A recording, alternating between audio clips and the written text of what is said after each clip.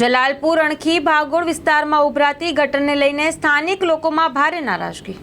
જલાલપુર વિસ્તારમાં ગટર લાઇટને સફાઈથી વંચિત છે। હાલ જલાલપુરા વિસ્તારમાં ગટરના ગંદા પાણી ઉભરાતા મકાનોના બાથરૂમમાં આવે છે। હાલ ગરમીની ઋતુ હોય અને ગટરના ગંદા પાણી ગરમીમાં દુર્ગંધ મારે છે। ગંદા પાણી ઉપર મચ્છરનો ઉપદ્રવ વધ્યો છે અને સ્થાનિક લોકોમાં બીમારીનો ડર વ્યાપ્યો છે। હાલ જલાલપુરા વિસ્તારમાં અનેક ગટર ઉભરાતી જોવા મળે છે અને કેટલાક તો ગટરના ઢાંકણાઓ પણ નથી અને તૂટેલી હાલતમાં હોય, જેથી સ્થાનિક લોકોના બાળકો આ ગટર ઉપરથી અવરજવર કરતા હોય છે। અંદર પડી જાય તો જવાબદારી કોની? અણખી ભાગોળ વિસ્તારમાં મેઇન રોડ ઉપર મેઇન ચેમ્બરનો ઢાંકણો કુંડીમાં પડી ગયો છે અને સ્થાનિક લોકો દ્વારા પત્રો મૂકવામાં આવ્યો છે।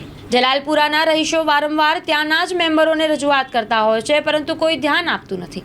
હાલ જંબુસર નગરપાલિકામાં પણ રજૂઆત કરવામાં આવે છે, પરંતુ સત્તાધીશોનું પેટનું પાણી પણ હલતું નથી। જલાલપુરાના રહીશોની માંગ છે કે વહેલી તકે ગટરના ઢાંકણા બેસાડે અને તેમને સાફ કરાવે। મારું નામ સીતા રેણકા પઠાણ છે। હું જલાલપુરામાં રહું છું। ઘણા ટાઈમથી મારા ઘેર આગળ આ ગટરની કુંડી ઉભરાય છે। તેનું ખરાબ ને ગંદુ પાણી આ ગરમીના કારણે બહુ ગંધાય છે અને આ ગરમી 43 ડિગ્રી પડે છે। સુકાયા પછી આ પાણી બહુ વાસ મારે છે અને મચ્છરોનું ઉપદ્રવ વધી ગયેલું છે। એના કારણે કોઈ બીમાર પડશે એની જવાબદારી કોણ લેશે?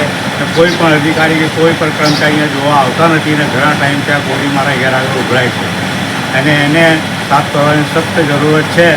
એટલે આ હું મારી રજૂઆત કરું છું। મારું નામ સીતા રેણકા પઠાણ છે।